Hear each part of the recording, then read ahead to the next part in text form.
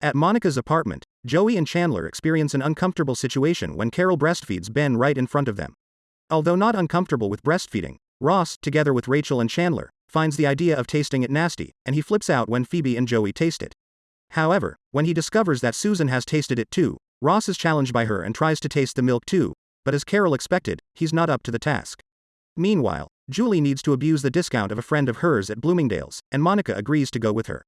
Chandler and Phoebe discourage her, as Rachel will probably get furious when she finds out, so Monica tries to cover it up by telling Rachel that she went shopping with Phoebe. The next day, Rachel finds Monica's lunch bill in the pocket of her jacket. Monica ends up revealing how she went shopping and had lunch with Julie, which, as she suspected, freaks Rachel out. Rachel stops talking to Monica for what she did, and explains to Monica how Julie has not only stolen her potential boyfriend, but is now stealing her too.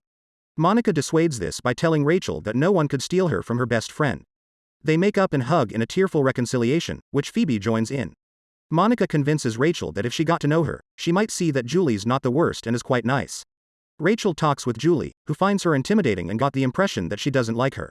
Rachel pretends to make nice with Julie, but once she's gone, Rachel decides that Julie's kindness is fake and manipulative, as Rachel still can't cope with the idea of Ross being happy with a woman other than herself. At his day job as a cologne spritzer, Joey faces work problems when a tall macho cowboy known simply as the Hombre Man steals his territory and his clients. He's even more annoyed by him when he steals a potential date, Annabelle, from him.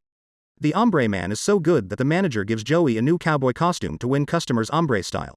He and Chandler discuss the problem, and Chandler encourages Joey to face his fears and show the Hombre Man who's the better man. The next day, Joey and the Hombre Man wait for the doors to open and for their spritzing duel to commence.